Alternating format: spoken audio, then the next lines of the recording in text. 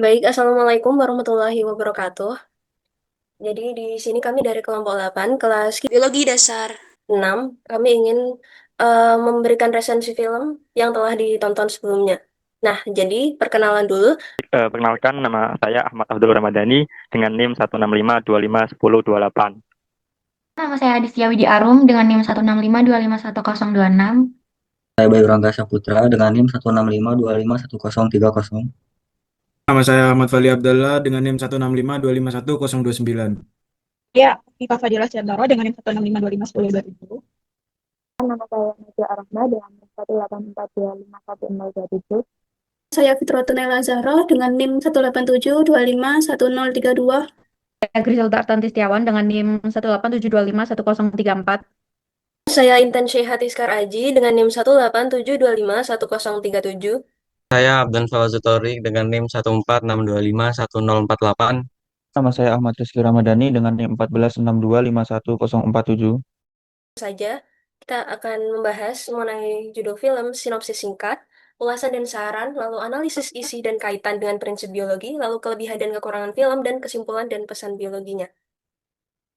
Nah, jadi di sini kami mengambil salah satu contoh film dokumenter yang berjudul Just Turtles Exploring the Lives of Ancient Reptile. Nah, jadi film ini diterbitkan atau diupload oleh channel YouTube Get Factual yang biasanya berisi tentang dokumenter dari tema sejarah, tema alam maupun tema sosial.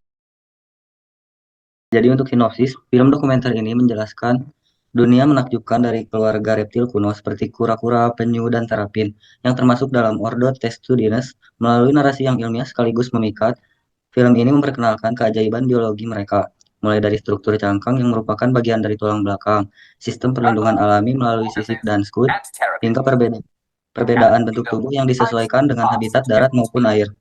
Audiens diajak memahami betapa beragamnya spesies ini, dari penyu raksasa, Galapagos, dan Aldabra yang hidup di darat, hingga penyu laut seperti leatherback, green turtle, hawksbill, dan loggerhead yang mengarungi samudera dunia. Film ini juga mengulas perilaku unik seperti cara mereka melindungi diri, bermigrasi, beradaptasi terhadap lingkungan ekstrim.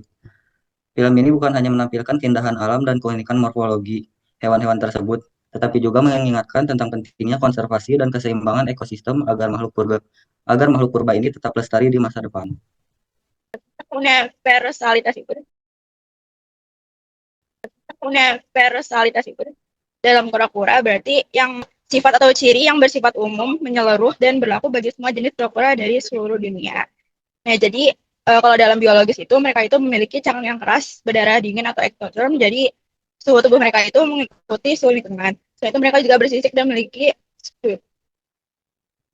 Dan yang terakhir mereka bertulang belakang atau vertebrata. Nah, selain itu kura-kura juga hampir ditemukan di hampir seluruh dunia dan hidup di berbagai habitat. Kalau dalam perilaku dan fungsi ekologisnya, mereka bersifat lambat, hemat energi, dan berumur panjang karena memiliki metabolisme yang lambat. Pada homeostatis pada kura-kura adalah proses untuk menjaga kondisi internal tetap stabil meski lingkungan berubah.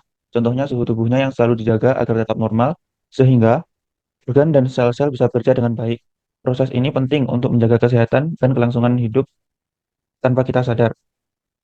Pada contohnya, homeostatis pada kura-kura adalah pengaturan suhu tubuh kura-kura.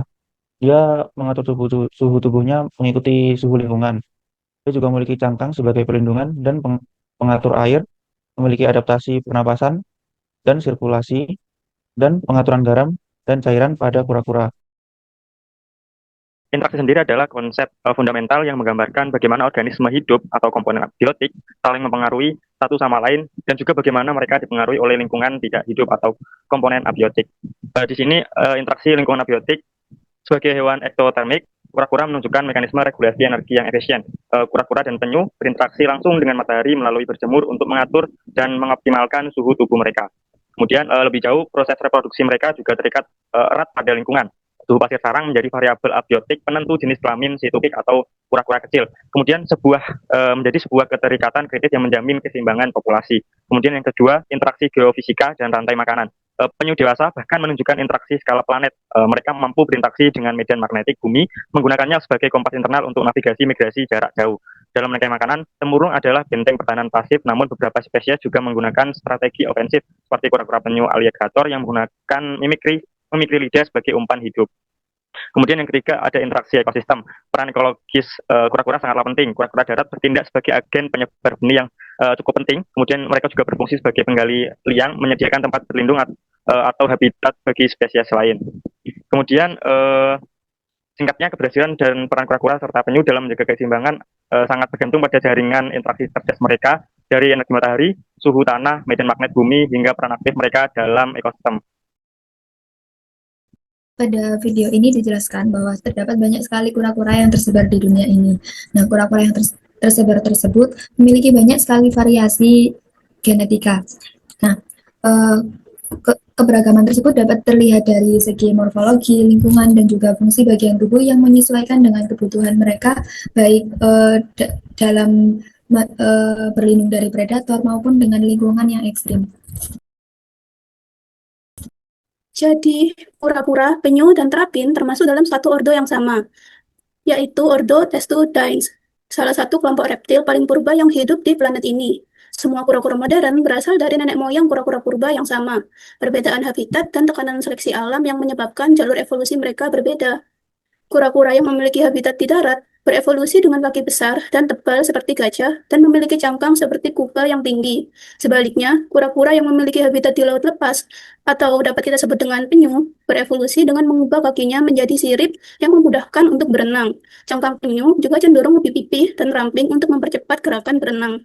Baik dari struktur sendiri, dia itu termasuk hewan yang vertebrata. Lalu tempurungnya itu sering banyak yang ngira dia itu exoskeleton, padahal bukan. Jadi tempurung kura-kura itu berasal dari tulang rusuknya yang lebar, lalu menyatu sama tulang belakangnya ngebentuk cangkang atau tempurung sendiri. Cangkang dia sendiri itu terdiri dari 3 lapisan utama. Yang pertama itu karapas, yang kedua itu diplastron, lalu sama jembatan yang menghubungkan dua struktur tulang tadi. Lalu kura-kura sendiri itu kan ada 2 jenis, ada yang di darat, ada yang di air. Untuk yang di darat strukturnya itu tempurungnya berbentuk kubah, lalu kakinya lebih pendek. Jadi dia itu memudahkan si kura-kura ini berjalan di darat. Kalau untuk yang di laut atau yang bisa kita sebut sebagai penyu tuh bentuk cangkangnya itu lebih ke pipih atau bahkan kadang tuh ada yang cangkangnya itu lunak tanpa lapisan tulang. Itu bisa kita temui di penyu belimbing. Kelebihan dari video yang tersebut. Baik, yang pertama ada informasi ilmiah yang dalam dan edukatif, dan struktur penyampaiannya yang sistematis, bahasan konservasi yang kuat, bahasan narasi menarik dan informatif, nilai edukatif yang tinggi, visual alam yang memukau, kamera makro dan bawah air yang berkualitas tinggi, keseimbangan warna dan pencahayaan yang alami, teknik sinematografi yang baik, serta editing halus dan ritme yang tenang. Baik, untuk kekurangannya di sini saya menemukan 3 kekurangan, di mana kekurangan yang pertama adalah penjelasannya yang terlalu luas sehingga tidak ada yang dibahas secara spesifik.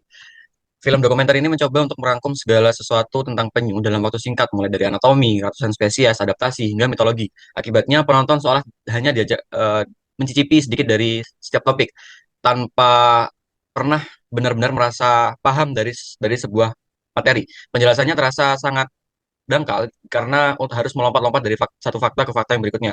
Untuk kekurangan yang kedua adalah kurangnya analisis kritis pada isu konservasi saat membahas isu konservasi, di mana penjelasan video ini terasa sangat kurang tajam saat membahas isu konservasi.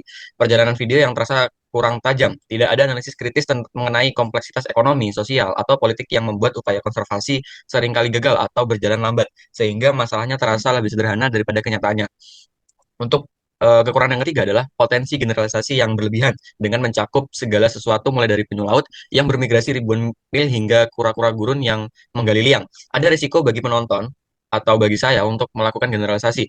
Memang dalam film ini sudah ada upaya untuk mencoba membedakan, tetapi format yang padat membuat nuansa penting antar spesies mudah terlewat. Perbedaan besar ini dalam metabolisme dan perilaku antar kura-kura air tawar dan penyu laut yang bermigrasi ribuan kilometer mungkin tidak tertangkap sepenuhnya, membuat semua reptil bercangkang ini terlihat seolah-olah sama. Jadi untuk kesimpulan dari video ini menegaskan pentingnya kura-kura, penyu, dan terapin sebagai contoh nyata prinsip-prinsip dasar biologi melalui universalitas, homeostasis, interaksi, diversitas, evolusi, serta struktur dan kontinuitas. Keseluruhan kehidupan Testudines memperlihatkan kemampuan adaptasi luar biasa di berbagai habitat, mekanisme menjaga keseimbangan tubuh, serta relasi kompleks dengan lingkungan dan sesama makhluk hidup termasuk manusia.